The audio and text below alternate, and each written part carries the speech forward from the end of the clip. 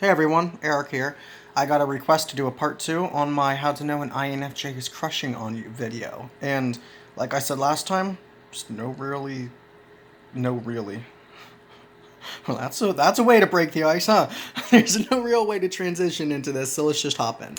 Number 1, they listen to you. Now when I say this, I'm not talking about listening to you, giving you our attention. When I say listening to you, what I mean to say, an INFJ sets their pride aside. See, INFJs are very hard-headed people.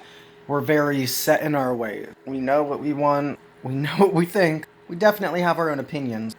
And we do not like taking advice from other people, especially whenever it comes to taking steps towards our future. We're people with goals, we're people with dreams, and we know what we want, and usually we have a plan on how we expect to get there. But when an INFJ sets these ways aside for your own emotional sake, to validate you, when the INFJ stops for a moment doing what they know would probably work, just so that you can know that we care enough about you to listen to you, you've definitely got something special. Now, this does not mean an INFJ is necessarily crushing on you, but it means that you have achieved a place in their relationship with them that very, very few have. I can say personally, my own family has never gotten to this point. There is only one person in my life, and that's Gabriel, who's my best friend and still in my life. He's the only person I'd do this for. 2, they talk to you. Now, this isn't what you think. I don't mean an INFJ picks up the phone and calls you and talks to you, like I said. No. Not talking, giving you our time. I mean, we talk to you. We talk about our problems. We talk about our failures, our mistakes, our heartaches, our dreams. See, INFJs are very isolated people. We choose to be isolated. And we choose to keep our opinions and thoughts to ourselves because the only time we talk is when we're trying to bond with somebody. So for you INFJs who comment in my videos, thank you. I know exactly what you're trying to do, and I appreciate you pouring into my life. God bless you. But for basically anybody else that an INFJ does not know, we're not going to talk to you first. As a matter of fact, we'd rather just go back to our room and play our video games, or read a book, or write a book, or watch TV. I can think personally as an INFJ, I can think of 8 other things off the top of my head I would rather be doing than talking to somebody I don't know. But when an INFJ talks to you, you're something special. This is a surefire sign that an INFJ is crushing on you. If they do not know you, if you do not already have a bond with them, and they approach you, and they stay and talk, sit down at the diner table, and they talk to you, even if they don't know what to talk about.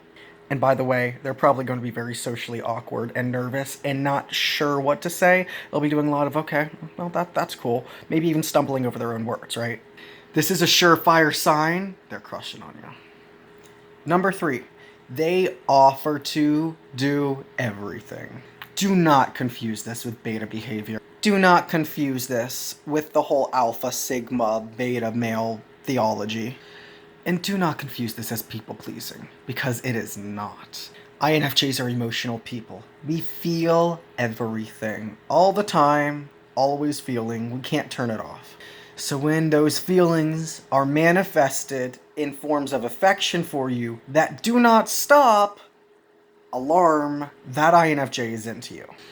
If you are of the opposite sex, and that INFJ is constantly going out of their way, they're buying you chocolates, they're complimenting you all the time. Compliments don't mean that they're crushing on you necessarily, but when coupled with constantly doing things to try to make you happy that don't stop, that's a pure giveaway. INFJ's hearts are so benevolent and so naturally filled with compassion.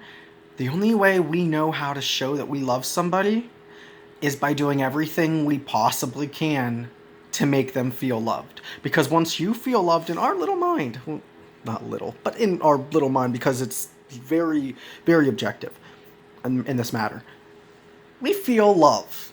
If you feel love, you feel our love. If you feel our love and you are responding, you therefore love us. A-okay. So all I have to do is get you to feel loved and make you feel overwhelmed like I feel all the time about you, thinking about you, crushing on you, and then you will in turn crush on me, and we can be together, and then we can date. So that's all I have to do, is to constantly go out of my way to try to make you happy. And it's usually done in a subtle way. However, it can be accompanied with a higher intonation in their voice. Yeah, no problem. Versus me, if I were to say, yeah, go, no problem. Very different. Higher pitch means that, or higher intonation means that, rising intonation as it's called, we are seeking some kind of return or affirmation. So what that basically means is one of two things. The INFJ is either unhealthy or immature. You can find my 7 traits of an unhealthy INFJ, my INFJ playlist, which means that they're trying to find fulfillment in somebody else. They're trying to have you affirm them, and you already know where I'm going with this. That is not what I'm referring to here. And you'll know the difference if you've seen it, and you INFJs, you know what I'm talking about. You'll know the difference. One is seeking validation, the other is proving validation. We validate and approve of you, and that is evidence that we're crushing on you. So that's all for now, guys. Comment your thoughts below. Feel free to like and share. I hope you enjoyed this, and I'll see you all next time.